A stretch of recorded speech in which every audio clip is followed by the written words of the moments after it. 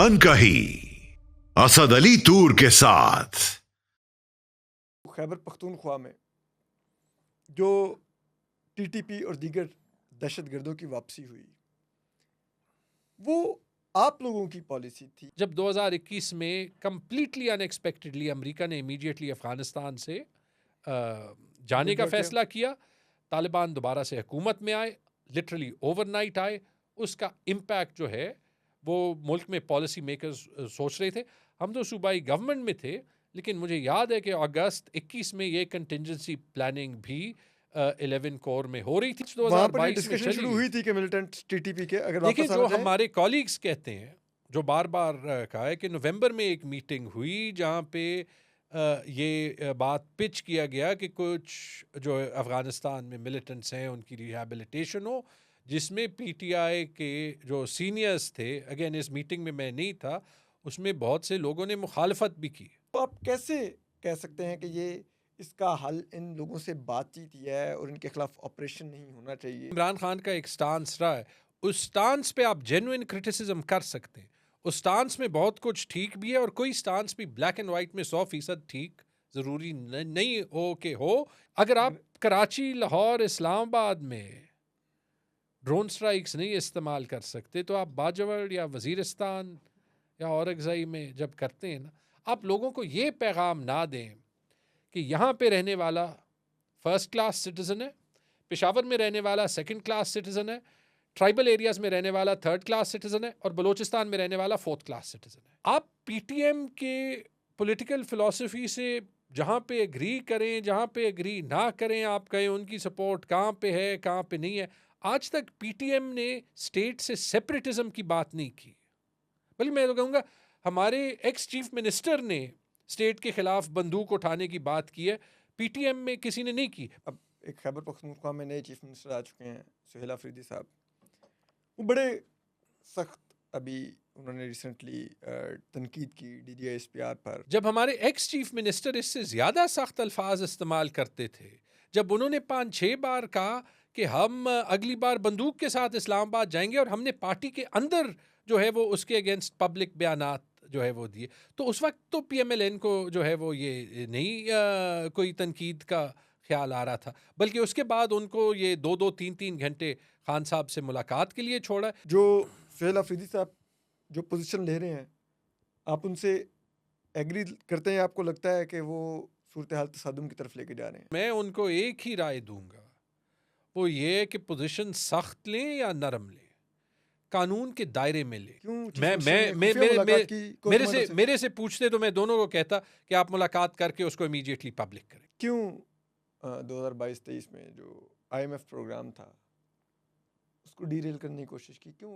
खत लिखा आपने? क्यों आपने इंस्ट्रक्शंस फॉलो की शौकत तरीन साहब की? बिल्कुल सोच के, उसका एक एक लफ्ज़ देख के मैंने मिफ्ता इस्माइल को एक ख़त लिखा, और उसका सबूत कि उस ख़त में कोई ऐसी चीज़ नहीं थी जो उस प्रोग्राम को डरेल करती। एक जो है वो इनके आदमी जो है वो मेरे पास आ गए और उन्होंने कहा कि जी ये ख़त आपने वापस लेना है। अभी वो कॉल लीक नहीं हुई थी, कौन थे वो?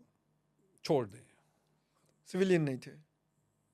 वेस्ट कोट ही पहना था, सिविलियन नहीं थे? वेस्ट कोट ही पहना था। असद उमर साहब के फ़ोन आए थे और प्रेसिडेंट अलवी के फ़ोन आए थे, और उनको मैंने ख़त एक्सप्लेन किया था, और शौकत तरीन के भी आए थे, और गालबन उनकी बात जनरल बाजवा से हो रही थी, और उन्होंने वो ख़त पढ़ के कहा कि यार ये तो एक्चुअली बड़ा अच्छा ख़त है। आपको इंस्ट्रक्शंस शौकत तरीन साहब दे रहे हैं, और आपका अगर कबायली इलाकों का दीगर इश्यूज हैं भी, लेकिन वो यही इंस्ट्रक्शंस पंजाब के फाइनेंस मिनिस्टर को मेरे भी ख्याल दे में रहे हैं। उन्होंने गलत किया था। मैं आपको एक बात तो फिर बताऊं, फॉलो क्यों किया? अस्सलाम वालेकुम नाज़रीन, मैं हूं असद अली तूर। अपने पॉडकास्ट के सिलसिले अनकही विद असद अली तूर में हम आपको मिलवाते रहते लोगों से, लेकिन आज हमारी जो गुज़िश्ता एपिसोड है उसका ही अगला हिस्सा है।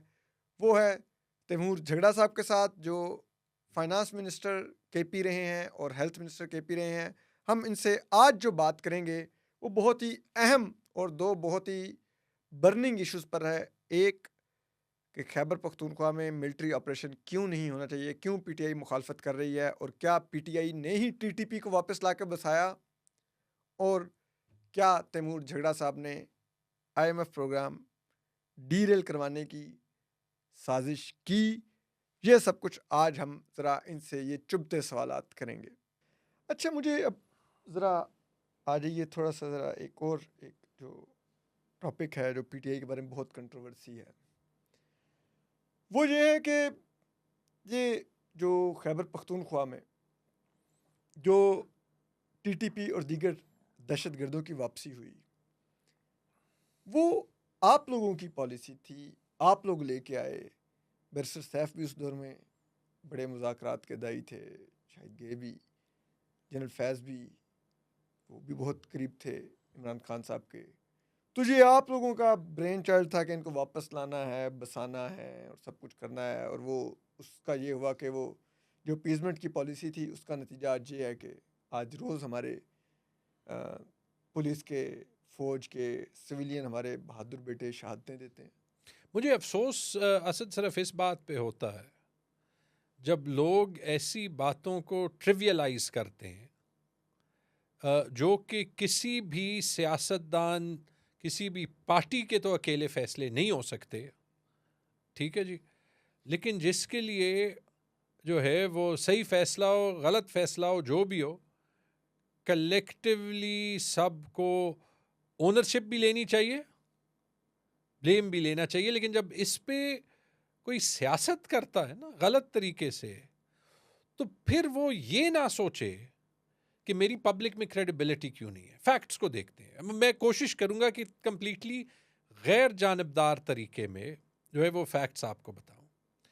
एक फैक्ट ये ज़रूर है कि इमरान खान साहब की हमेशा ये थिंकिंग रही है, अभी से नहीं, 2001 से, कि कबायली अजला में जो हम एक्शन लें या अफ़गान पॉलिसी पे जो हम एक्शन लें, तो उसमें डायलॉग का एक बहुत बड़ा रोल होना चाहिए।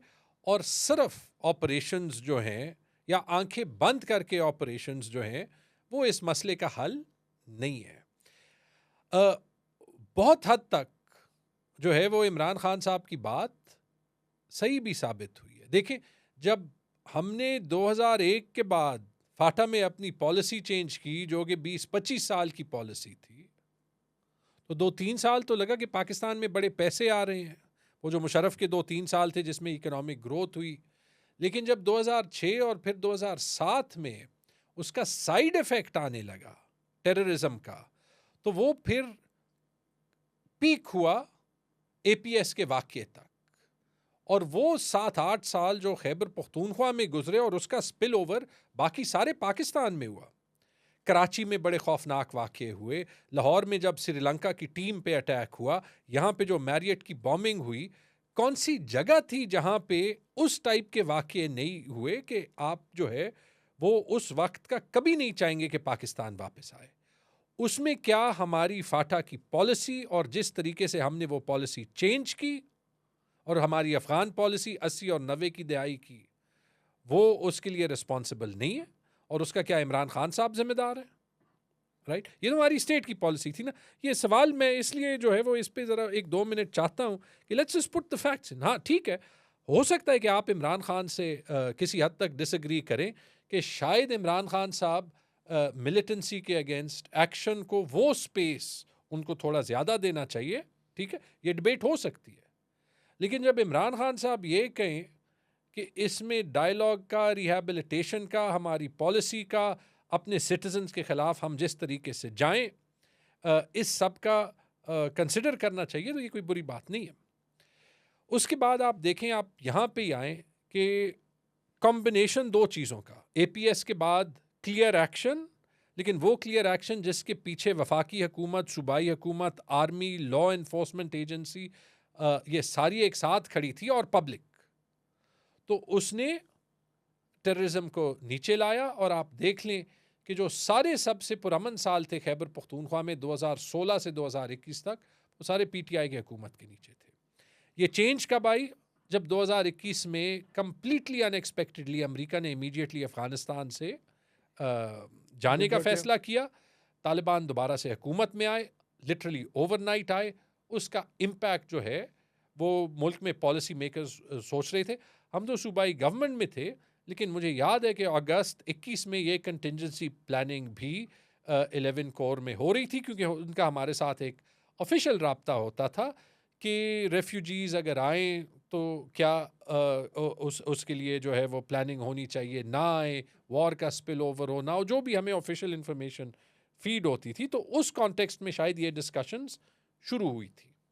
लेकिन हमारी हुकूमत तो मार्च वहां पर ये 2022 में डिस्कशन चली शुरू गई हुई थी। थी कि मिलिटेंट टीटीपी के अगर देखिए, वापस जो आना चाहे। हमारे कॉलीग्स कहते हैं, जो बार बार कहा है कि नवंबर में एक मीटिंग हुई जहाँ पे ये बात पिच किया गया कि कुछ जो अफ़गानिस्तान में मिलिटेंट्स हैं उनकी रिहैबिलिटेशन हो, जिसमें पीटीआई के जो सीनियर्स थे, अगेन इस मीटिंग में मैं नहीं था, उसमें बहुत से लोगों ने मुखालफत भी की। मुराद ये सईद बात साहब उस ने वक्त की की। फौजी एस्टेब्लिशमेंट की तरफ से आई। मैं आपको सीक्वेंस ऑफ इवेंट्स इसलिए नहीं कह सकता कि फेडरल गवर्नमेंट में मैं नहीं था इन्वॉल्व, लेकिन ये मैं आपको कह सकता हूँ कि उस प्रोसेस पे डिबेट तो वोट ऑफ नो कॉन्फिडेंस के बाद तक चल रही थी। और ये तो मुझे याद है कि जो हम अभी ट्वीट का एक हवाला देते हैं 7 जुलाई 2022 का, जब इमरान खान की हुकूमत को गए 3-4 महीने हो चुके थे, हमारी सूबाई हुकूमत अभी कायम थी, वहाँ पे ये न्यूज़ आई कि एक जो है वो फेडरल डेलीगेशन जाएगा, काबुल जाएगा, जिसकी सरबराही शायद या ख्वाजा आसिफ ही कर रहे थे या कोई और मिनिस्टर कर रहे थे। वहाँ पे कोई पार्लियामेंट्री सेशन भी हुआ था, जिसके बाद राना सनाउल्लाह ने ये ट्वीट किया था और टीवी पे भी ये न्यूज़ चली थी कि ये जो रिकन्सिलिएशन की पॉलिसी है इसको पार्लियामेंट लीड करेगी और ये सारा आगे होगा। हाँ, ये ज़रूर है कि वो जो एक डेलीगेशन गया, वहाँ पे उन्होंने मांगा और सूबे की तरफ से बैरिस्टर सैफ और शायद चीफ सेक्रेटरी, वो किसी एक डेलीगेशन में काबुल ज़रूर गए थे। लेकिन जब ये डिसीजन वफाकी हुकूमत का था, उस वक्त की वफाकी हुकूमत जो है वो PMLN की थी, तो ये आप कैसे इमरान खान पे थोप सकते हैं? अगर आप ये भी कहें कि ये प्रोसेस अंडर डिस्कशन था नवंबर 2021 से, तो आप कैसे जो है वो कह सकते हैं कि ये सिर्फ इमरान खान का डिसीजन था? और एक और चीज़ भी, ये बात हम करते नहीं है यहाँ पे, आई होप कि ये मैं सेफ तरीके से कर सकूं। आप ये नहीं कह सकते कि ये जनरल फैज़ का या किसी एक जनरल का डिसीजन था, क्योंकि जब आप ये कहते हैं तो इसका मतलब तो ये कि आपकी इंस्टीट्यूशन में भी इंडिविजुअलिज्म की इतनी ज़्यादा चलती है कि आप ये कह रहे हैं कि institutional decisions person to person 180 degrees change होंगे। अगर ये डिसीजन हुआ तो ये सिविल और मिलिट्री गवर्नमेंट का साथ में हुआ होगा, और उसमें ऑब्वियसली सिविल साइड को जो पार्लियामेंट्री ओवरसाइट थी वो तो ऑन रिकॉर्ड है PMLN की।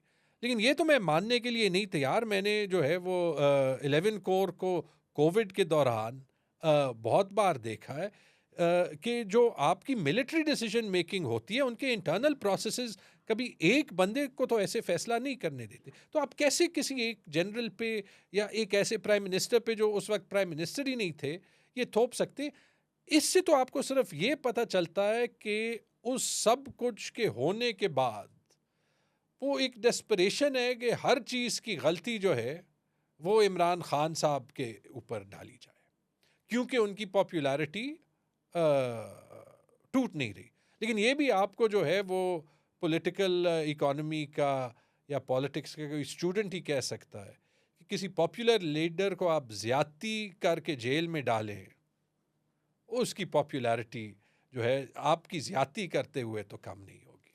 लेकिन मुझे एक चीज़ बताइए ना, इमरान खान साहब कि इसलिए भी जब ये इल्ज़ाम लगता है तो वो लोगों को थोड़ा सा इल्ज़ाम में वज़न लगने लग जाता है कि इमरान खान साहब की एक कंसिस्टेंट पॉलिसी है कि वो कहते हैं कि इनसे बात करनी चाहिए और जंग हल नहीं है। एक लार्जर पिक्चर में देखें तो चलें शायद कहीं ना कहीं आपको इमरान खान साहब की बात नज़र आती है, उसमें वज़न। लेकिन अगर देखा जाए जिस तरह की कीमत हम अदा कर रहे हैं और जो इन मिलिटेंट्स का एजेंडा है, जो वो अपनी सो कॉल्ड शरिया लाना चाहते हैं, जिसको मैं नहीं मानता कि वो शरीयत है जो हमारे पैगंबर लेके आए थे सल्लल्लाहु अलैहि वसल्लम, तो वो जो कुछ लाना चाहते हैं और वो पूरे पाकिस्तान पर उसको इम्पोज करना चाहते हैं, खैबर पख्तूनख्वा में करना चाहते हैं, जिस किस्म की उन्होंने वो अपने जहाँ पर उनका कुछ होल्ड है, एक्स फाटा एरियाज़ या स्वात मालाकंड के कुछ एरियाज़ या दीर तीरा इस जगह पर उन्होंने नाफिज भी करने की कोशिश की है।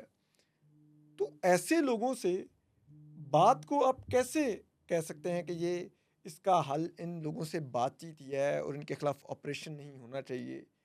किस बुनियाद पे आप इस चीज़ को जस्टिफाई करते हैं? मैंने जो आपको कह दिया ना कि इमरान खान का एक स्टांस रहा है, उस स्टांस पे आप जेन्युइन क्रिटिसिज्म कर सकते हैं।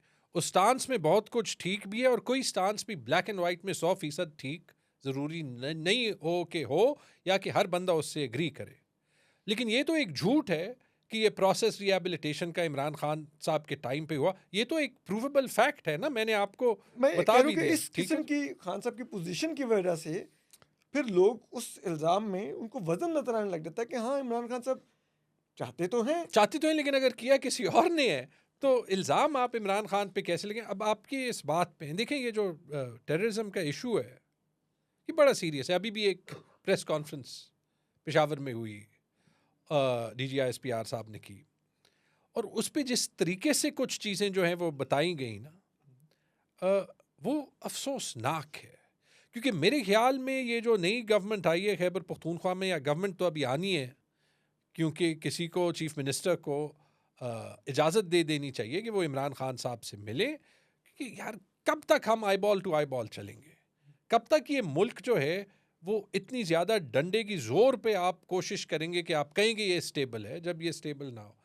लेकिन जब आप ये कहें कि खैबर पख्तूनख्वा में जो है वो अगर ज़्यादा टेररिस्ट अटैक्स हैं और सिंध पंजाब में नहीं है तो इसकी वजह गवर्नेंस है, तो माजरत के साथ इसमें वो स्क्रीन पे ही दो बड़े लूप होल्स नज़र आते हैं। एक तो खैबर पख्तूनख्वा के साथ नीचे बलोचिस्तान है, तो फिर गवर्नेंस का इशू सबसे पहले वहाँ भी जो है वो हुआ, राइट? वहाँ पे हम क्यों नहीं जाके कहते? क्योंकि वहाँ पे अगर आप पॉपुलेशन की रेशो से देखें तो खैबर पख्तूनख्वा से तो ज़्यादा वहाँ पे, बल्कि मल्टीपल फ्रंट्स पे तालिबान, BLA, ठीक है जी, आपके पास जो बलोच डिस्ट्रिक्ट्स में फिर जो नॉन सेपरेटिस्ट जो वो मूवमेंट्स हैं BYC की, जिनको भी हम जो है वो अब ख़वातीन को मारंग बलोच को अंदर रखा है, तो वहाँ पे किस चीज़ का इशू है? वहाँ पे तो डायरेक्ट रूल मुबैना तौर पे सबसे ज़्यादा रोल वहाँ पे एस्टैब्लिशमेंट का बलोचिस्तान में माना जाता है ना, गवर्नेंस में। तो फिर वहाँ की बात क्यों नहीं करते? दूसरी चीज़, अब ऑब्वियसली हमारे वेस्टर्न, अब जब जब इंडिया से अटैक होगा तो कश्मीर में या पंजाब में होगा ना, हम ये तो नहीं कहेंगे कि खैबर पख्तूनख्वा में गवर्नेंस अच्छी है तो इंडिया अटैक नहीं कर सकता। जब आपके वेस्टर्न बॉर्डर से इनग्रेस होगी तो वो खैबर पख्तूनख्वा में ही होगी। वो कैसे, वो कोई जो है वो टर्बो बूस्ट लगा के खैबर पख्तूनख्वा से पंजाब या सिंध तो नहीं जा सकते ना। खैबर पख्तूनख्वा की गवर्नेंस जितनी भी अच्छी हो या बुरी हो, पहले तो गवर्नेंस का जवाब अली अमीन गंडापुर साहब को देना चाहिए, क्योंकि इल्ज़ाम उनकी गवर्नमेंट पे था। लेकिन ये, I am sorry, it's the wrong argument, right? Khyber ये तो ऐसे ही है कि फिर फॉर एग्जांपल आप कबायली अजलाम में ले लें, जहाँ पे since the beginning of the war on terror 50% से ज़्यादा जो डेथ्स हैं वो सिर्फ फाटा में हुई है। तो फाटा आप 2001 से ले लें, वो तो फेडरल रूल के नीचे था। मतलब सबसे ख़राब जो गवर्नेंस है वो फेडरल रूल की ही रही है, राइट? हमारे पास तो फाटा सिर्फ 5 साल पहले आया है, उसमें भी 1 साल जो है वो एक केयर टेकर निज़ाम के साथ जो है वो रहा है। तो जब हम इस टाइप की बातें करते हैं तो हम इन इश्यूज़ को जो है वो ट्रिवियलाइज करते हैं। हमें 2018 में प्रेजेंटेशन दी गई थी कि 97% या 98% बॉर्डर फेंस हो गया है और उसके बाद जो है वो इनग्रेस मुमकिन नहीं है।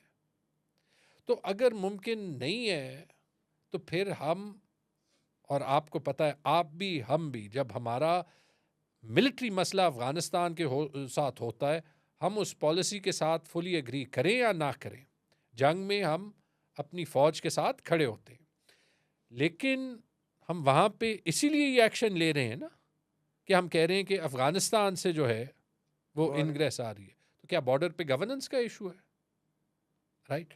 तो ये सवाल, ये इस सब का जिम्मेदार इमरान खान तो नहीं है। अगर इमरान खान, लेट्स से कि इमरान खान ने वो फैसला लिया भी हुआ, उनके साथ मिलिट्री लीडरशिप का, ये तो नेशनल सिक्योरिटी का इशू है, सिविल मिलिट्री लीडरशिप का जॉइंट एक फैसला होगा ना। अगर जॉइंट फैसला है तो फिर उसमें जो मिलिट्री एज एन इंस्टीट्यूशन है उसको वो फैसला कलेक्टिवली मानना पड़ेगा, हमें भी मानना पड़ेगा। शायद हमारी से उसमें कुछ कोताही हुई हो, लेकिन हम एक बंदे पे तो वो नहीं डाल सकते ना। मुझे एक चीज़ बताइए, क्या हमें टीटीपी या हाफिज़ गुल बहादुर या दीगर तंजीमें, चाहे वो बीएलए है वगैरह हैं, जितने भी हैं, जिनके हाथों पर हमारे हज़ारों शहरियों का खून है, हमारे फ़ौज के जवानों का खून है, हमारे पुलिस के एहलकारों का खून है, हमारे पॉलिटिशियंस का खून है, उनसे बात करनी चाहिए? हमें जो एक्शन लेना चाहिए वो एक्शन हमें लेना चाहिए, लेकिन डायलॉग करना चाहिए लेकिन बात सुन लेना। हमें उस एक्शन के लेने के लिए 3-4 शराइत पूरे करने चाहिए। हमें इस इशू पे वफाकी और सूबाई हुकूमत को एक पेज पे लाना चाहिए। हमें उस एक्शन के लिए सूबाई हुकूमत की ओनरशिप लेनी चाहिए। हमें उस एक्शन में जो है वो पुलिस को जहाँ तक मुमकिन हो फ्रंट पे करना चाहिए। हमें पब्लिक की कंसेंट लेनी चाहिए, और पब्लिक की कंसेंट इसलिए नहीं है क्योंकि जो माजी के ऑपरेशंस रहे हैं, आप वादे तो कर लेते हैं, आप लोगों को अपने घरों से निकाल तो देते हैं, लेकिन फिर आपको उनको वापस जितने टाइम में जाने देते हैं, उनके घरों में जो डैमेज होता है, उनको जो कंपनसेशन के वादे होते हैं, जब वो पूरे नहीं होते तो उनका गिला भी सही होता है। ये कहना बड़ा आसान है कि बाजवड़ में फ़लानी तहसील को जो है वो क्लियर कर दो, नॉर्थ साउथ वज़ीरिस्तान में फ़लानी तहसील को जो है वो क्लियर कर दो, लेकिन आप जब ये एक्शन लेना चाहते हैं, और इसमें इसमें मैं ये जेन्युइनली जो है वो कह रहा हूँ कि इसमें हम सबको जो है वो ये मानना पड़ेगा कि हम सबको अपना ऑपरेटिंग मॉडल बेहतर करना है, ताकि वो लोग हमारी बात माने जब हम उन्हें कहें कि हम ये आपके लिए कर रहे हैं। लेकिन ऐसे टाइम पे तो ऑपरेशन ये नहीं हो सकता जहाँ पे जो है वो वफाकी हुकूमत सूबाई हुकूमत के बारे में झूठ कह रही हो, जहाँ पे वफाकी हुकूमत जो एक्शन ले रही हो उसको मान ना रही हो। और एक आखिरी चीज़, जो हमें नुकसान ड्रोन स्ट्राइक्स से या जेट्स की इनडिस्क्रिमिनेट बॉम्बिंग से होता है, मैं नहीं कहता कि कोई भी ऐसे एक्शन है जहाँ पे नीयत ख़राब हो, लेकिन देखें, अमेरिका कोई ड्रोन स्ट्राइक करे किसी पराए मुल्क में, वो भी कानूनी तौर पे गलत है, लेकिन वो ये परसेप्शन नहीं दे रहा कि वो अपने लोगों को मार रहा है। जब हम ये परसेप्शन देते हैं, अगर सूबाई हुकूमत आपके साथ खड़ी हो तो वो अपनी क्रेडिबिलिटी पब्लिक में ज़ीरो कर रही है और अपने आप को यूजलेस कर रही है इस जंग में। और अगर आपके साथ ना खड़ी हो तो आप गिला नहीं कर सकते अगर ये एक कलेक्टिव पॉलिसी ना हो। इसका एक बड़ा सिंपल लिटमस टेस्ट है असद, आपने जो ऑपरेशन जिस तरीके से करना है, जो टूल्स इस्तेमाल करने हैं वो करें, लेकिन बाजवड़ में वही एक्शन लें जो कराची, लाहौर, इस्लामाबाद में आप ले सकते हैं। अगर आप कराची, लाहौर, इस्लामाबाद में ड्रोन स्ट्राइक्स नहीं इस्तेमाल कर सकते तो आप बाजवड़ या वज़ीरिस्तान या औरंगज़ई में जब करते हैं ना, आप लोगों को ये पैगाम ना दें कि यहाँ पे रहने वाला फर्स्ट क्लास सिटीज़न है, पेशावर में रहने वाला सेकंड क्लास सिटीज़न है, ट्राइबल एरियाज़ में रहने वाला थर्ड क्लास सिटीज़न है, और बलूचिस्तान में रहने वाला फोर्थ क्लास सिटीज़न है, क्योंकि ये हम अपने प्रॉब्लम्स बढ़ाते हैं, कम नहीं करते। लेकिन झगड़ा साहब, ये जो भी आप कह रहे हैं, लेकिन उसके लिए जो पब्लिक सपोर्ट चाहिए, वो जो नैरेटिव बनाना होता है वो तो पॉलिटिशियन ने बनाना होता है। लेकिन अगर आपकी पीटीआई की गवर्नमेंट और आपके लोग खड़े होकर कहने लग जाएंगे कि ये ऑपरेशन दुरुस्त नहीं है, ये लोगों का नुकसान हो रहा है, जिसमें बहुत हद तक सब्सटेंस है, लोगों के ग्रीवेंसेस जायज़ हैं कि वो जिस तरह घरों से निकाले गए वापस आते हैं, फिर मिलिटेंट्स आ जाते हैं, लेकिन वो पब्लिक सपोर्ट, वो नैरेटिव तो आपने लेके देना है, being a government of Khyber Pakhtunkhwa, being politician, तो वो आप नहीं लेके देंगे तो एक जो फौजी जवान है या एक सीटीडी का ऑफिसर है या एक पुलिस एहलकार है, वो बेचारा कैसे लड़ेगा अगर उसके पीछे अवाम नहीं खड़ी हुई, सपोर्ट नहीं है। नहीं, बिल्कुल ठीक बात है, और हम चाहते भी हैं, ये मैं सिर्फ पीटीआई के एक रिप्रेजेंटेटिव होते हुए ये नहीं कह रहा, मेरे ख्याल में कोई भी सेंसिबल सियासतदान ये चाहता होगा कि ये वो लीडरशिप दे। कोई भी जो है वो हुब्बुल वतन पाकिस्तानी जो है वो अपने फौज के अगेंस्ट जब वो अपनी जान जो है वो लाइन पे लगा रहे हैं, उनके अगेंस्ट नहीं खड़ा होगा। लेकिन इसका ये मतलब नहीं कि जो डिबेट्स हमें करने चाहिए या जहाँ पे एस्टैब्लिशमेंट का सियासत में गलत रोल हुआ हो, या जहाँ पे हम सिर्फ चूंकि कुछ डिस्कशंस मुश्किल हैं तो उनको ना करें, कि उस वक्त में आप मेरे से अनक्वालिफाइड सपोर्ट मांगे। ठीक है, तो ये दो मुख्तलिफ चीज़ें हैं। कहीं कहीं आपको तनकीद बर्दाश्त करनी होगी, क्योंकि जब, और मुझे लगता है कि इस निज़ाम की फ़िलहाल जो सबसे बड़ी कमज़ोरी है ना, वो ये है कि उसने तनकीद के सारे दरवाजे बंद कर दिए। जब आप तनकीद के सारे दरवाजे बंद कर देते हैं या इंफॉर्मेशन फ़्लो के सारे दरवाजे बंद कर देते हैं, तो फिर वही होता है जो 8 फरवरी के दिन 6 बजे हुआ और आपको फिर फॉर्म 47 वाला ड्रामा करना पड़ा, लेकिन आप वो सबूत नहीं छुपा सके। तो पहली चीज़, ये इशू ज़रूरी है। सबसे पहली चीज़, खैबर पख्तूनख्वा और बलोचिस्तान, ये वो दो सूबे जहाँ के लोग जिस शिद्दत से अमन चाहते होंगे कि ये मिलिटेंसी का, टेररिज्म का इशू ख़त्म हो, आपको इसका अंदाज़ा बाकी पाकिस्तान में नहीं होगा। आपको पता है, जब मैं मैकिन्सी में था, दुबई में था, मुझे अपने घर जाने की इजाज़त नहीं थी, क्योंकि वो कहते थे आप इस्लामाबाद जा सकते हैं, लेकिन पेशावर जो है वो रेड जोन में आता है हमारे लिए। और मुझे अपना फ़ोन ऑफ करना पड़ता था जब मैं ईद जाता था, क्योंकि कंपनी पॉलिसी के तहत मैं अपने घर नहीं जा सकता, क्योंकि वो कहते थे कि अगर पेशावर में आपको कुछ हुआ तो हम जिम्मेदार नहीं होंगे, जो कंपनी की इंश्योरेंस है या इस टाइप के जो मामले, वो जिम्मेदार जो है वो हम नहीं होंगे। ये वो हालात थे, हर रोज़ हमें कॉस्ट पे करनी पड़ती थी। मैंने अपनी बहन, यानी लिटरली मेरी मैंने अपने 2 फर्स्ट कज़न्स को देखा है जिनकी ज़िंदगियां बदल गई हैं, क्योंकि जो उनको कीमत वॉर ऑन टेरर में देनी पड़ी। समर बिलोर के खावन हारून बिलोर साहब की शहादत हुई, और उनके हाँ जी वालिद की हुई, और मेरी दूसरे मेरे दूसरे फर्स्ट कज़न हैं शानदाना साद, उनके जो शौहर थे मलिक साद साहब, CCPO पेशावर थे, one of the bravest officers. और मुझे याद है कि मेरी कज़न जो है वो अमेरिका फुल ब्राइट स्कॉलरशिप पे जा रही थी, और अमेरिका जाते हुए रास्ते में खबर आई, और हमें पता नहीं था कि उनको कैसे ये खबर जो है वो ब्रेक करे। मैं उन दिनों लंदन अपने MBA के लिए था, वापस मैं हर रोज़ तकरीबन उनसे मिलता हूँ, और मुझे पता है कि जो है वो लोगों की ज़िंदगियाँ कैसे बदल जाती हैं। ये स्टोरी घरों में ये शहादतें हुई। तो हम कैसे जो है वो नहीं चाहेंगे कि ये सिलसिला ख़त्म हो, लेकिन अगर आप सियासतदान की लीडरशिप चाहते हैं तो सियासतदान को लीडरशिप दें भी। अगर आप इस मुल्क में रेंट सियासतदान का मॉडल चाहते हैं ना, जहाँ पे 1600 वोट वाला 25,000 वोट के ऊपर जीत जाएगा और 3,000 वोट वाला 30,000 वोट के ऊपर जीत जाएगा, फिर रेंट सियासतदान से आप वो रेंटल की नौकरी जो है वो एक्सपेक्ट करें। ठीक है, फिर वो जो है वो आपको यही देंगे, उनमें ना आपको सच बोलने की सलाहियत होगी, ना आपके लिए वो सख्त स्टैंड लेने की। और फिलहाल आप यही देख लें कि PMLN क्या कर रही है, वो अपने सियासत के ख़त्म होने का सारा मलबा एस्टैब्लिशमेंट पे लगाती है। आपको प्राइवेटली में वो क्या कहते हैं, हमारे हाथ में तो ये कुछ है ही नहीं।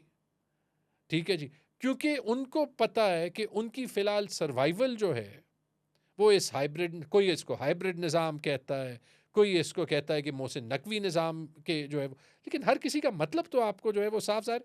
And why do they play along? उन्हें पता है कि फॉर एग्जांपल इवन पंजाब को सप्रेस करके उन्होंने एक बंदे की सपोर्ट इमरान खान के लिए कम नहीं की, बल्कि ज़्यादा की। तो ये तो हम चाहते हैं कि ये वॉर ऑन कि ये जंग जो है वो मिलिटेंट्स के अगेंस्ट हम जीतें और इसका मुस्तकिल खात्मा हो।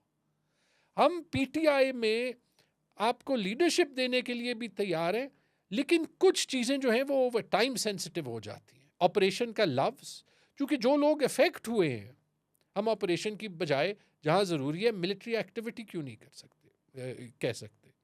ठीक है जी, पहली चीज़। दूसरी चीज़, हम कोई कोड क्यों नहीं बना सकते, हम कोई ये बात क्यों नहीं समझ सकते कि जो सियासतदान है उसमें भी ऐसे लोग हैं जो कि आपके साथ ये जंग इस तरीके से लड़ना चाहते हैं कि आप ये जीतें, क्योंकि ये पाकिस्तान के हक में। उसमें अगर हमें कहीं कहीं पॉलिसी पे तनकीद करनी हो या इख्तलाफ राय करना हो, तो इख्तलाफ राय के बगैर तो फिर यही होगा कि जैसे आपने कहा कि कल ये सारा कुछ जनरल फैज़ ने किया, कल कोई कहेगा कि कल किसी और ने किया था। ऐसे तो जो है वो डिसीजंस नहीं लिए जाते। लेकिन उसके लिए आपको, जहाँ पे आपको सियासतदान की सपोर्ट की ज़रूरत है, वो लेनी पड़ेगी। मुझे अभी भी याद है 2004-5 में अकबर बुख्ती की डेथ कब हुई थी? 2004-5 में हुई थी। 5 में हुई थी, 5 I'm में not हुई wrong। थी। मुझे याद है उससे पहले चौधरी शुजात साहब बार बार कहते थे कि इस मसले का हल कोई डायलॉग से निकालते हैं। कहाँ से शुरू हुआ था? मुझे याद है कि ऑब्वियसली बलूचिस्तान में इशूज़ तो बहुत टाइम से हैं, लेकिन मुझे याद है वो सुई फील्ड में डेरा बुख्ती में एक एक शाजिया खातून डॉक्टर को हाँ जी, रेप किया गया था एक हाँ, कैप्टन हमाद हाँ जी। की तरफ से। और वहाँ से वो सिलसिला शुरू हुआ था। और मुझे ये भी याद है जब मुशर्रफ साहब ने कहा था कि वो 2-3 बार उन्होंने अपने मुक्के का इस्तेमाल किया था, लेकिन उसमें एक बार कोई जनरल के अकबर बुख्ती खिलाफ भी उन्होंने कहा था कि जब हम फिर अपना एक्शन लेंगे, जब हम मारेंगे तो पता नहीं मारेंगे तो चलेगा पता कहाँ नहीं से। चलेगा। लेकिन उसके बाद जो बलूचिस्तान में प्रॉब्लम्स आए हैं वो आज तक हल नहीं हुए। बलोच एरियाज में 20 साल हो गए। उससे बेहतर नहीं है कि हम वो पॉलिटिकल इनपुट टाइम पे ले लें। आपको याद है कि पीटीएम का मसला कहाँ से शुरू हुआ था? वो एक नकीबुल्लाह मसूद, एक लड़का था कराची में, उसकी जो है जाली वो पुलिस मुकाबले में, जाली राउंड पुलिस वार में। मुकाबले में वो हुई थी। आप पीटीएम के पॉलिटिकल फिलॉसफी से जहाँ पे एग्री करें, जहाँ पे एग्री ना करें, आप कहें उनकी सपोर्ट कहाँ पे है, कहाँ पे नहीं है। आज तक पीटीएम ने स्टेट से सेपरेटिज्म की बात नहीं की। बल्कि मैं तो कहूँगा हमारे एक्स चीफ मिनिस्टर ने स्टेट के खिलाफ बंदूक उठाने की बात की है, पीटीएम में किसी ने नहीं की। मैं पीटीएम की पॉलिसी से बहुत जगह डिसएग्री करता हूँ, लेकिन ये मैं कोई नई बात तो नहीं कह रहा कि उनके बहुत से जो ग्रीवियंसेस हैं वो जेन्युइन है।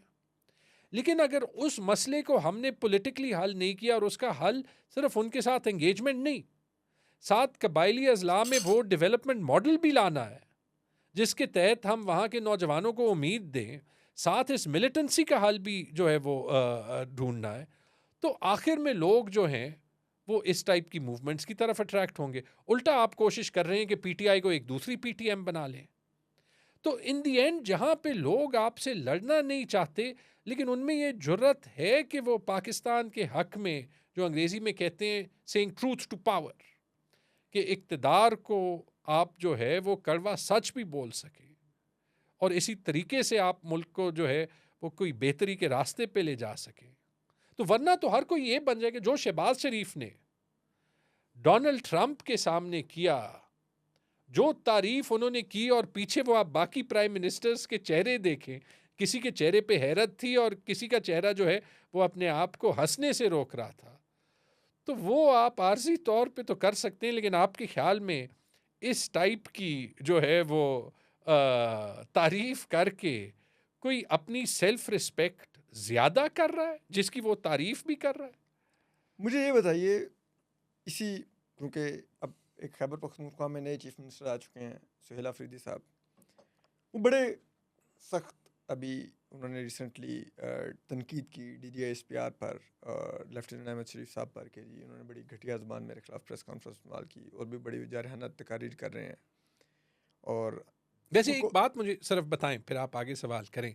ये उनकी सख्त ज़ुबान की मैं जो है वो बड़ी तनकीद सुन रहा हूँ PMLN की तरफ से, जब हमारे एक्स चीफ मिनिस्टर इससे ज़्यादा सख्त अल्फाज इस्तेमाल करते थे, जब उन्होंने 5-6 बार कहा कि हम अगली बार बंदूक के साथ इस्लामाबाद जाएंगे, और हमने पार्टी के अंदर जो है वो उसके अगेंस्ट पब्लिक बयानात जो है वो दिए, तो उस वक्त तो PMLN को जो है वो ये नहीं कोई तनकीद का ख्याल आ रहा था, बल्कि उसके बाद उनको ये 2-2 3-3 घंटे खान साहब से मुलाकात के लिए छोड़ा।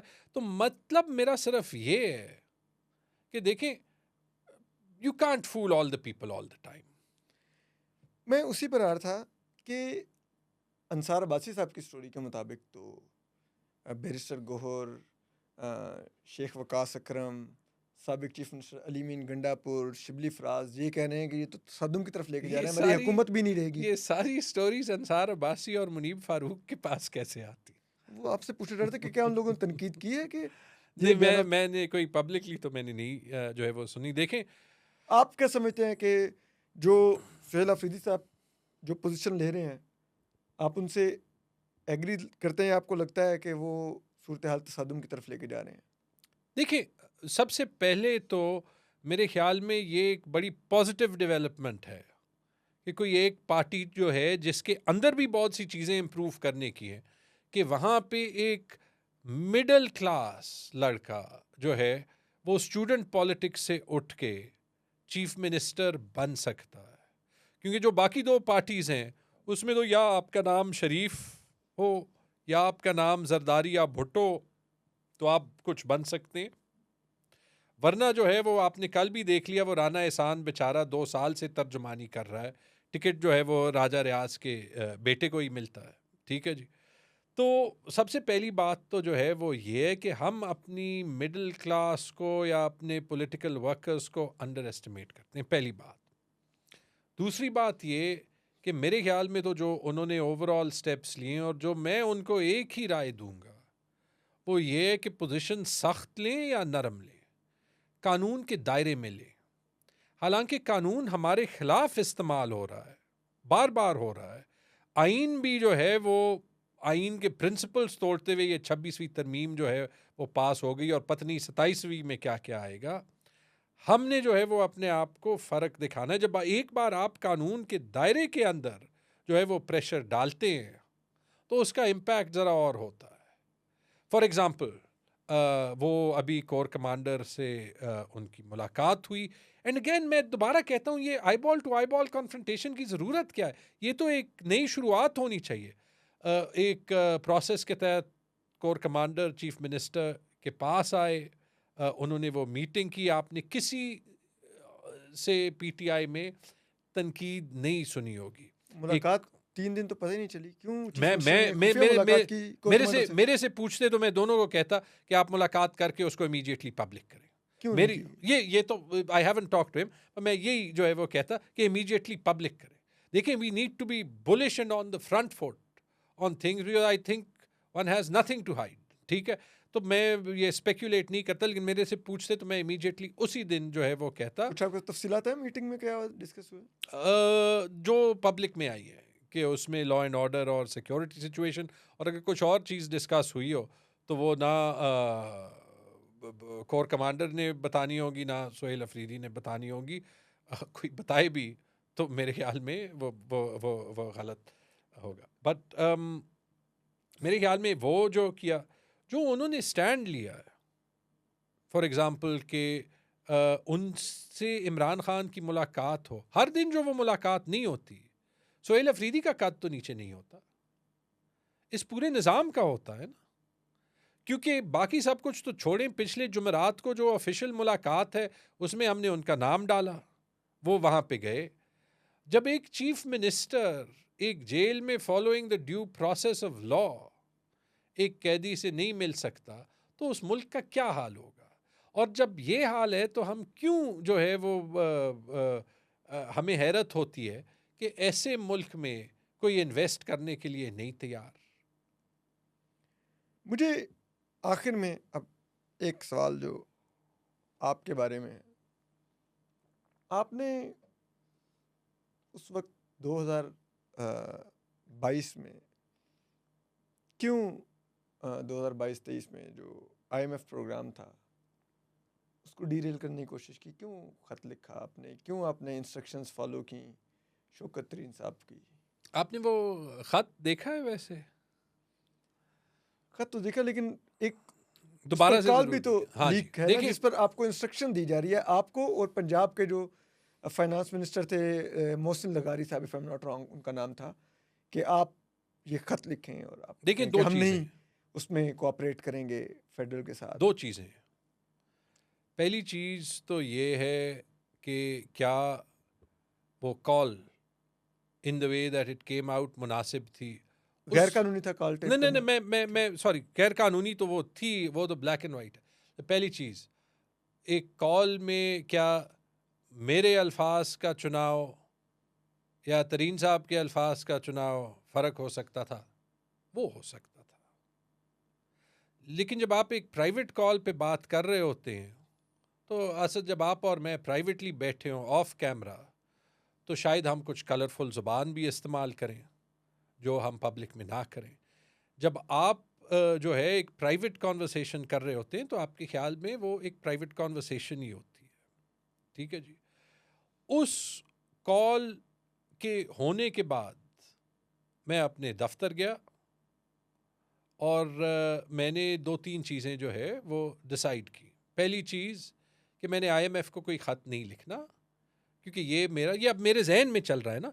जो कॉल रिकॉर्ड कर रहा था उसका अनफॉर्चुनेटली मेरे जहन में कंप्यूटर चिप तो जो है वो नहीं है।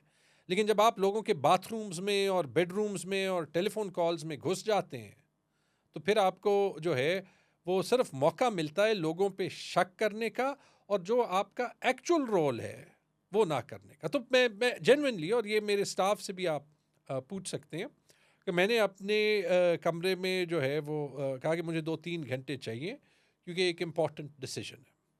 उसमें पहले फ़ैसला मैंने ये किया कि मैंने IMF को कोई ख़त नहीं लिखना। दूसरा फ़ैसला, मैंने सारे फैक्ट्स देखे और मैंने ये देखा कि आप जो है वो ये ज़रूर देख सकते हैं कि मेरे से चीज़ें वफाकी हुकूमत मांग रही है, लेकिन जो मेरा हक है और जो मेरी रिस्पॉन्सिबिलिटी है as a provincial finance minister, वो पूरा नहीं कर रही। अब वहाँ पे मैं चुप रह सकता हूँ, लेकिन मेरे पास 3 साल के प्रेसिडेंट्स भी थे। हर साल जब ये एक MOU साइन करना पड़ता था, वो साइन करने से पहले डिटो यही ख़त मैं वफाकी हुकूमत को लिखता था कि ये हमारी शराइत हैं, ये हमारे साथ डिस्कस करें। मेरे पास एक साल जहांगीर तरीन साहब आए, बल्कि उनका यहाँ पे F6 में घर है, वहाँ पे हमने डिस्कस किया। जब उन्होंने मेरी डिटेल्स जो है वो देखी, तो उन्होंने कहा बात आपकी सारी सही है। और फिर उसके बाद हमने वो MOU साइन करने से पहले कबायली अजला का बजट ज़्यादा करवाया। 2 साल वो मेरे साथ शौकत तरीन साहब ने वो डिस्कशंस की कि शौकत साहब, ये आपके सेक्रेटरी मुझे कह रहे हैं कि आप MOU साइन करें और फिर कोई सरप्लस वरप्लस ना छोड़ें। ये तो बददियानती है। मैं सरप्लस कैसे छोड़ूंगा जब मेरे पास ये पैसे नहीं आ रहे। मेरी यही बात मिफ्ता इस्माइल से 5-6 हफ्ते चल रही थी, और इत्तेफाकन वो MOU IMF का मैंने 6-8 हफ्ते पहले साइन किया था विद द कंडीशंस। और वहाँ पे बैठे मैंने वो MOU भी देखा जहाँ पे ये लिखा था कि आप जो है वो अगर कोई टारगेट मीट नहीं कर सकते तो आप फेडरल फाइनेंस मिनिस्टर को लिखें। तो बिल्कुल सोच के, उसका एक एक लफ्ज़ देख के मैंने मिफ्ता इस्माइल को एक ख़त लिखा, और उसका सबूत कि उस ख़त में कोई ऐसी चीज़ नहीं थी जो उस प्रोग्राम को डरेल करती, वो ये थी कि उसके 3 दिन बाद वो किस्त के पैसे जो है वो रिलीज़ हो गए। हाँ, अगर उस ख़त के आप पॉइंट्स देख लें, उसमें मैंने एक चीज़ ज़रूर लिखी है कि जो कबायली अजला के पैसे नहीं मिल रहे, जो NHP के पैसे नहीं मिल रहे, और जो बाकी ड्यूज़ हैं, जो हम ये जंग अभी लड़ रहे हैं, और जो खैबर पख्तूनख्वा में लोगों को इस जंग के ख़िलाफ़ प्रिपेयर करने के लिए इन्वेस्टमेंट की ज़रूरत है, अगर ये आप अग्री नहीं करेंगे तो आप हाल आगे देखेंगे। आप अभी 3 साल आगे फास्ट फॉरवर्ड कर लें। अब ज़रूर असद एक बार वो ख़त मैं आपको दोबारा भेज दूंगा, वो पढ़ लें कि उसमें जो इश्यूज़ थे वो क्या थे। हाँ, अगर मैं IMF को ख़त लिखता तो मैं गलत लिखता। हाँ, उसके बाद मैंने वैसे कभी किसी की जो है वो फ़ोन कॉल कभी व्हाट्सएप के अलावा ली नहीं है, और उसकी वजह यह है कि इंसान है, गलत बात मुंह से जो है वो निकल जाती डायरेक्ट है। कॉल पे बात कर रहे थे? मुझे शौकत तरीन साहब ने जो है वो फ़ोन किया था डायरेक्ट डायरेक्ट कॉल कॉल। पे? उसके लेकिन एक दिन बाद बड़ा इंटरेस्टिंग वाक़या हुआ। एक जो है वो इनके आदमी जो है वो मेरे पास आ गए, और उन्होंने कहा कि जी ये ख़त आपने वापस लेना है। अभी वो कॉल लीक नहीं हुई थी, कौन थे वो? छोड़ दें। सिविलियन नहीं थे? वेस्ट कोट ही पहना था, सिविलियन नहीं थे वेस्ट कोट ही पहना था। तो उससे पिछली रात मुझे असद उमर साहब के फ़ोन आए थे और प्रेसिडेंट अलवी के फ़ोन आए थे, और उनको मैंने ख़त एक्सप्लेन किया था, और शौकत तरीन के भी आए थे, और गालबन उनकी बात जनरल बाजवा से हो रही थी, और उन्होंने वो ख़त पढ़ के कहा कि यार ये तो एक्चुअली बड़ा अच्छा ख़त है, और उनकी जनरल बाजवा से भी बात हुई थी, और ये भी बल्कि असद उमर ने कहा था कि इससे तो कोई जो है वो IMF के किस्त को कोई इशू होना ही नहीं चाहिए।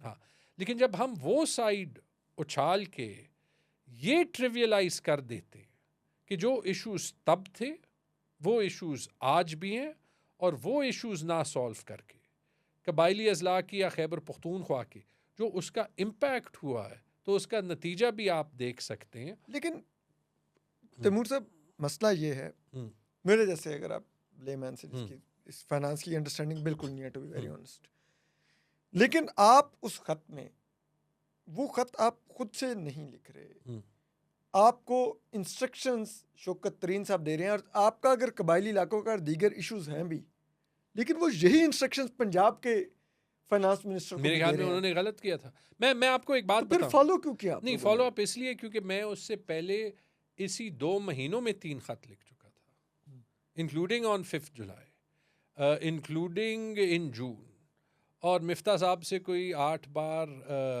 व्हाट्सएप पे भी बात हुई थी, और 2 बार मुलाकात भी हुई थी, लेकिन इश्यूज सॉल्व नहीं हो रहे थे। और ये भी था कि एक वक्त पे हमारी एग्रीमेंट भी हो गई थी कि वो मेरे ख्याल में करंट बजट फाटा का 60 अरब से 80 अरब तक बढ़ा देंगे। वो स्पीच में उन्होंने कहा कि वो नहीं कह सकेंगे, लेकिन बाद में कर देंगे, लेकिन बाद में ये चीज़ें नहीं होती। और जब आपको फेडरल ऑफिशियल्स कह रहे होते हैं कि जो है वो जी काम कर लें, बाद में जो है वो आप सरप्लस छोड़ें ना छोड़ें, फ़िलहाल जो है वो मामले को गोल कर दें, तो वो तो आपको ये दिखाता है कि ये निज़ाम आपके स्टैंड लेने पे ऑन प्रिंसिपल ज़्यादा नाखुश है बनिस्बत ये कि आप जो है उनके साथ मिलके IMF को झूठ बोलें, राइट। इंटरेस्टिंगली उस ख़त के 3 हफ्ते बाद वफाकी हुकूमत ने मिफ्ता इस्माइल को ही जो है वो हटा दिया, जिसकी वजह से IMF के साथ ज़्यादा क्राइसिस बना, क्योंकि वो सारी इकोनॉमिक ट्रजेक्टरी जो उन्होंने वादे किए थे IMF को वो रिवर्स हो गए, और डार साहब वापस आ गए डॉलर को 100 की तरफ वो करने का।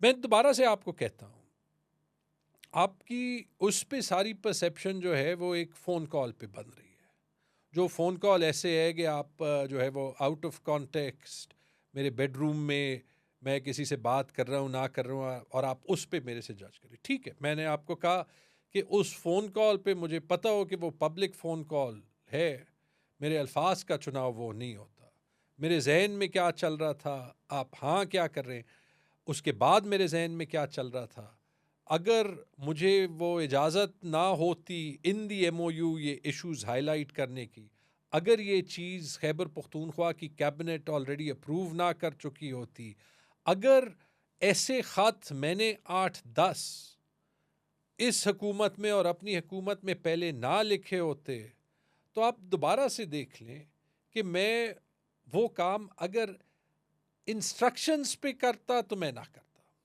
बट जब मैंने किया, जब मेरे पास ये वेस्ट कोट वाला आया तो उसे मैंने कहा देखें जब मैंने ये ख़त लिखा है इसका आप एक एक लफ्ज़ पढ़ लें और मुझे कह दें कि कौन सा लफ्ज़ गलत है, और अगर नहीं है गलत तो जो मैंने इस पे साइन किया एज फाइनेंस मिनिस्टर, मैं बहुत बड़ा मुनाफिक हूँगा कि मैं ये ख़त जो है वो वापस लूँगा। उसने मुझे कहा कि सर वो फिर आपका नाम हम सैबोटाज में लिख देंगे। कुछ लोग कहते हैं कि उसकी वजह से जो इलेक्शन में मसले हुए तो वो एक वजह थी। वो खत का गुस्सा था, मेरे ख्याल में उस बंदे का गुस्सा था। देखिए जो आपके पास है कि खत वापस ले लें। जो आया, हाँ, क्योंकि अगर आप देख लें लोगों को बाद में समझ आ गई होगी कि वो ख़त जो है वो कोई बड़ा इशू नहीं था, बल्कि सख्त बात करना जो है वो मेरी बंदा इस्लामाबाद से था? नहीं इस्लामाबाद से नहीं है, पेशावर में बेस्ड था, पेशावर में पोस्टेड था, पेशावर में पोस्टेड था। और वो बंदा ओवरऑल पेशावर के तमाम सिक्योरिटी मामलात भी देखता था। मैं आपको ऐसे जो है वो बताता हूँ कि दो और आपके सवाल का मैं जवाब नहीं दूंगा, मैं आपको ये ज़रूर बता दूंगा, लेकिन लोगों को पता है कि दो मौक़ों पे जहाँ पे स्टैंड लेना हो ना, अगर कोई किसी ने रबर स्टैम्प करना है, मैंने इमरान खान साहब को भी हमेशा ये कहा है कि सर आपकी पर्सनैलिटी ऐसे है कि आप लोगों का इख्तलाफ करना जो है वो आपसे मुश्किल कर देते हैं, लेकिन वो इख्तलाफ करना ज़रूरी है। एक बार कोविड के शुरू के दिनों में जब NCOC भी नहीं बनी थी, तो आपको याद है कि पेशावर में और कराची में हमने काफ़ी स्ट्रिक्ट इकदामात लिए थे, और एक बार खान साहब आए थे और उन्होंने पब्लिकली कहा था कि जो दो लोग जो हैं वो कोविड में बहुत डरपोक हैं, वो एक मुराद अली शाह और फिर तुम। फिर उसके महीने बाद खान साहब ने कहा कि तैमूर जो तुमने कोविड में काम किया है बड़ा ज़बरदस्त किया है। मैंने कहा खान साहब आपने जो महीना पहले वो बात कही ना, तो बहुत से लोग वो प्रेशर में आके वो अपना काम रोक देते, लेकिन because there were lives at stake, मेरी ड्यूटी थी ये कहना कि जहाँ जहाँ पे हमें वो शुरू के दिनों में लॉकडाउन वगैरह करने हो कि वो हम करें, पहली बात। दूसरी बात, जब खान साहब से मुलाकात हुई जेल में, या IMF का ही मसला था, तो आपको याद है कि खान साहब ने जो है वो कहा था कि यही कि IMF की कंडीशनैलिटी थी कि इलेक्शन फ्री एंड फेयर हो, कि इस पे एक ख़त लिखें। तो हम 6 लोग गए थे और मेरे से बाहर सलमान राजा मिले थे। उस वक्त वो एक सियासी रोल में नहीं थे, खान साहब के वकील थे, और उन्होंने मुझे कहा था कि इसके बारे में बात कर ले। अंदर जाके मैंने वो बात उठाई, और मेरे राइट पे जो मेरे साथ एक बड़े सीनियर पार्टी फिगर बैठे थे, उन्होंने मुझे ऐसे जो है वो धक्का दिया कि खान साहब के सामने बात ना करो क्योंकि उन्हें पसंद नहीं आएगी। कि मैंने राइट को देखा, मैंने कहा खान साहब ये IMF का एक बार पहले हो चुका है, मेरे साथ हो चुका है, ये आपके ख़िलाफ़ इस्तेमाल होगा, ये ख़त आप ऐसे बिल्कुल ना लिखें, और it's the wrong thing to do, और जो ख़त लिखा जाएगा वो किसी से पढ़वा लें। वहाँ पे फिर इमरान खान ने, हालांकि जो मेरे साथ बैठे थे मेरे से ज़्यादा सीनियर थे, उन्होंने कहा था कि ये बात नहीं करनी चाहिए। जब खान साहब ने बात सुनी, उन्होंने कहा हाँ ये ठीक है तैमूर, तुम भी इसको पढ़ लो, और उमर अयूब तुम भी पढ़ लो। और फिर हमने उससे एक्चुअली मेरे कहने पे वो अल्फाज निकाले कि IMF जो है वो प्रोग्राम को रिवोक कर दे। तो देखिए, सख्त स्टैंड लेना जो है वो मुश्किल नहीं है, लेकिन ये माजरत के साथ जो है ज़्यादती है कि आप किसी के बेडरूम में कैमरास लगा लें या किसी के फ़ोन में रिकॉर्ड लगा लें, और फिर उस पे आप जो है वो लोगों पे जजमेंट पास कर लें। अगर ऐसे है तो हर जज, हर सिविल और मिलिट्री ब्यूरोक्रेट के कमरों में लगा दें, ताकि हम सब के सुन लें कि किसकी नीयत क्या है और किसकी नीयत जो है वो क्या नहीं। आखिरी सवाल, इमरान खान को निकालने के लिए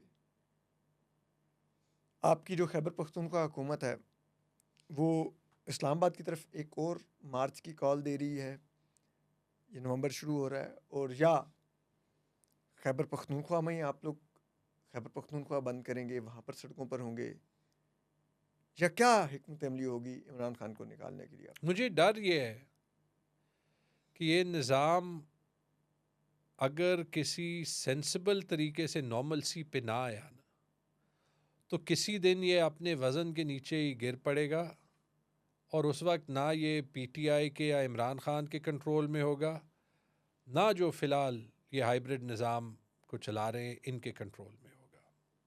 शायद बहुत सी चीज़ें ऐसे हैं जो सियासी बयानात के हद तक तो हम कर सकते हैं, लेकिन प्रैक्टिकली जो है वो शायद नहीं कर सकते।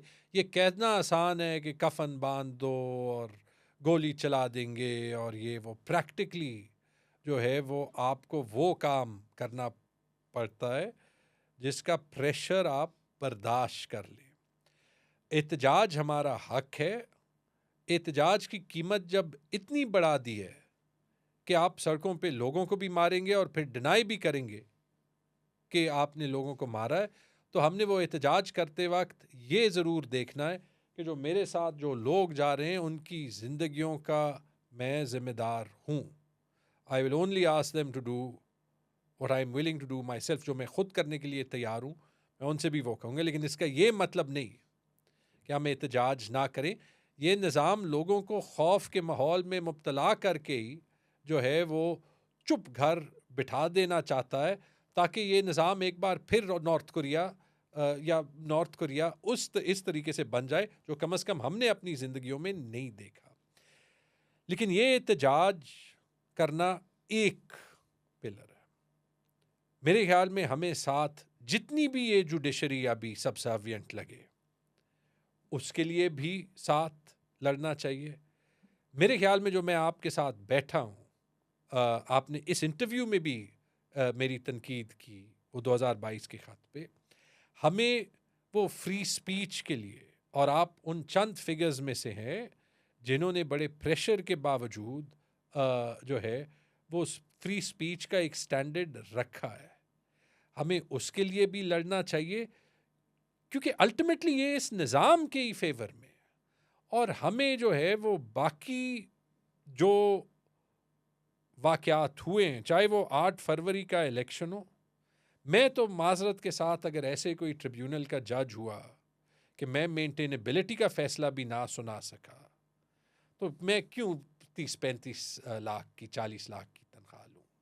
सीरियसली मुझे अभी अपने वो इलेक्शन की सीट के वापस होने की कोई परवाह नहीं है, लेकिन वो इलेक्शन के निज़ाम के लड़ने के लिए परवाह है। एंड आई होप उस पर अभी नई खैबर पख्तूनख्वा की हुकूमत स्टैंड लेगी, एंड आई होप कि उसमें हमारे साथ बाकी स्टेक होल्डर्स जो हैं वो मीडिया के मिलेंगे।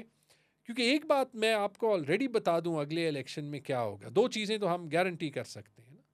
जैसे ये NCCIA बना है और यहाँ पे बोलियां लग गई हैं और अभी उनके स्टाफ को ही जो है वो अरेस्ट किया जा रहा है कि वो लोगों के ट्वीट बंद करने के बजाय उन्होंने अपनी मार्केट खोल दी है। इसी तरह अभी तो हर RO अपना मार्केट खोलेगा, और हर सियासतदान जो है वो 5 करोड़ 10 करोड़ 20 करोड़ में अगर वो पैसे उसने इलेक्शन पे खर्च करने हो, वो ROs को या जो भी इलेक्शन मैनिपुलेट कर रहा है उसको क्यों ना दे। ये दरवाज़ा जिस तरीके से खुला है ये कैसे बंद होगा। और दूसरी चीज़, अब अगली बार तो पेशावर में भी हर कोई जो है वो 5 बजे के बाद हज़ारों लोग वहाँ RO के ऑफिस पे ले जाएगा। हर हल्के में पाकिस्तान में ये होगा। और आपको पता है कि हमारे माशरे में जब ये हज़ारों लोग जाएं और लोगों के पास किसी न किसी के पास एम्यूनिशन भी होगी, तो ये किस किस्म का माहौल हम जो है वो एंटिसिपेट नहीं कर रहे जो आगे होगा।